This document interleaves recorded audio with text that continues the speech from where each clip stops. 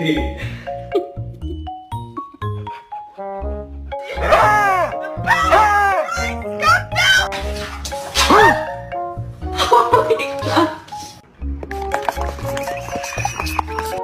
your girlfriend's here.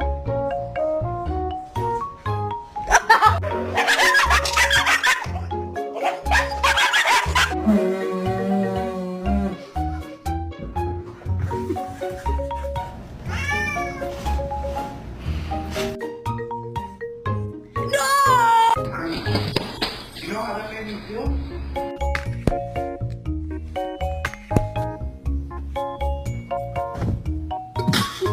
Like if someone tried to break into our house, I'd want to make sure that they were immediately terrified.